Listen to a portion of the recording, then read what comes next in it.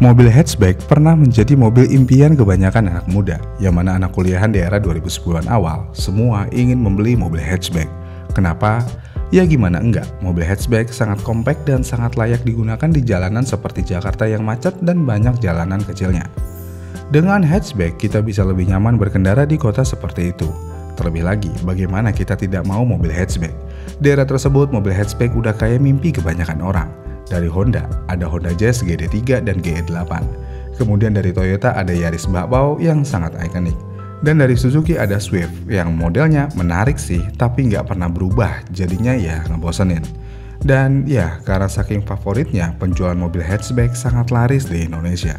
Karena penjualannya laris, tentu aja produsen ingin terus mempertahankan kondisi tersebut. Yang mana produsen selalu melakukan upgrade di mobil hatchbacknya. Misalnya dengan Honda Jazz, yang mana dalam sejarahnya, mobil ini memiliki 3 generasi, GD3, GE8, dan GK5.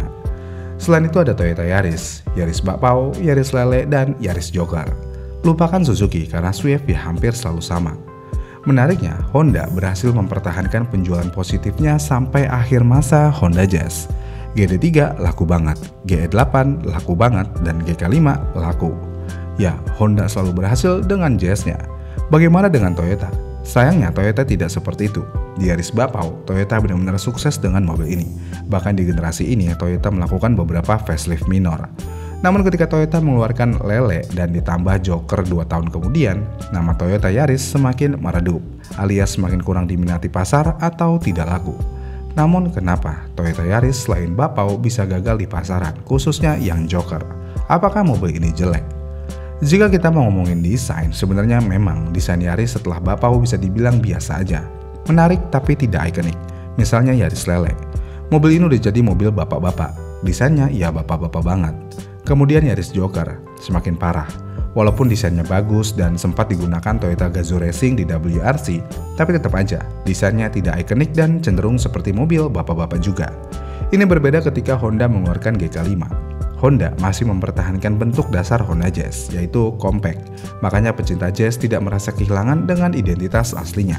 Sedangkan Toyota Yaris sudah kehilangan identitasnya ketika Toyota mengenalkan Lele. Dengan adanya hal tersebut, tentu aja orang-orang akan berpikir 2 kali tentang mobil ini.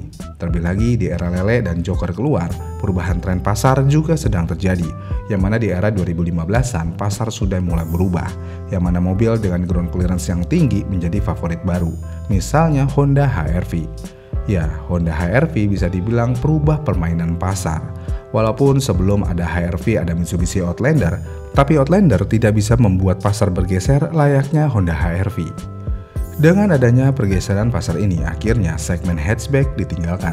Terlebih lagi harga hatchback dan SUV compact juga mirip-mirip. Sedangkan dengan harga yang mirip, kalian bisa mendapatkan lebih di mobil SUV compact, salah satunya ground clearance. Selain itu, untuk di Yaris Lele dan Joker juga menggunakan mesin yang bisa dibilang biasa aja dalam hal performance. Yang mana mobil ini menggunakan mesin 2NRFE yang berkapasitas 1496 cc dan mesin ini bisa menghasilkan tenaga cuma di 107 PS. Dengan tenaga yang cuma segitu, tentu aja keluhan mobil ini lemot. Tapi nggak salah juga sih, karena Toyota memang mengejar efisiensi dan keiritan bahan bakar di mobil ini. Jadinya ya lemot adalah sahabat utama mobil ini. Dan kalau kalian mau bandingkan dengan Yaris bakpao, tentu aja rasa berkendaranya jauh banget. Dan mesin ini digunakan di kedua generasi mobil tersebut. Menariknya, bukan mesinnya aja yang hampir tidak ada perbedaan, yang mana ukuran Lele dan Joker juga tidak banyak berubah jika kita lihat dari wheelbase-nya, yang ada di angka 4145 mm, lebarnya di 1730 mm, dan tingginya di 1500 mm. Jadinya ya lagi dan lagi tidak ada perubahan dan hal yang menonjol dari mobil ini. Yang berarti juga karena hampir keseluruhannya sama, di Joker masih memiliki masalah yang sama dengan Yaris Lele, yaitu radius putar yang mematikan, alias jauh banget. Harus ngambil 2 kali ketika muter balik. Belum lagi kalau ngomongin feeling setir mobil ini yang kalau kata kebanyakan orang agak aneh, yang mana dead spotnya cukup mengganggu untuk penggunaan awal. Namun ketika kita berbicara fitur, mobil ini sebenarnya sudah lebih dari cukup. 7 airbag, ISP, ABS EBD BA, HSA dari trim terendah, dan inilah kelebihan Yaris daripada mobil lainnya. Ya lihat aja, airbagnya udah 7 titik, sedangkan pesaingnya masih 6 titik, bahkan sekelas Mazda 2 aja masih 6 titik. Tapi disitulah kelebihan satu-satunya mobil ini, karena mobil ini bisa dibilang tidak sesuai dengan tampangnya alias krisis identitas. Tampangnya sporty apalagi digunakan di WRC, tapi mobil ini lemot, rasa berkendaranya begitu karena keanehan setirnya. Jadi jauh dari kata fun to drive. Driving positionnya juga terbilang cukup aneh. Terus kalau mau kekedapan suara, jangan berharap di mobil ini. Ya, kebanyakan mobil Jepang begini sih, kekedapan suara kurang banget. Jadi bukan kekurangan mutlak dari Yaris. Tapi ini kekurangan mutlak mobil Jepang dengan range harga 300 jutaan. Kemudian nasib Yaris yang cukup buruk ini bukan terjadi di Indonesia aja, karena di India Yaris juga sudah stop produksi. Di Amerika pun Yaris juga udah stop dijual. Namun di Indonesia masih dijual dengan stok lama. Dan harganya ada di harga 334 juta rupiah saat ini. Ini nih yang bikin mikir berkali-kali lagi dengan mobil ini. Dengan harga segitu dan memiliki wheelbase dan performance yang sama dengan mobil lebih dari 10 tahun lalu, apakah layak dibeli? Mungkin kalian akan memikir keras, ditambah dengan harga 334 jutaan, pilihan mobil yang lebih baik juga sudah banyak. Jadinya ya, Yaris bukan lagi pilihan utama. Dan semua ini diperparah ketika Toyota mengeluarkan Yaris versi Cross, yaitu Yaris Cross yang bentuknya bukan hatchback lagi, melainkan SUV compact. Dengan keluarnya Yaris Cross, Toyota Yaris Hatchback saat ini benar-benar jadi mobil yang krisis identitas banget. Dan terkesan mobil lama dan Toyota hanya ingin menjual produk lamanya aja. Apalagi sekali lagi kita melihat mesinnya. Mobil ini benar-benar terasa ketinggalan zaman.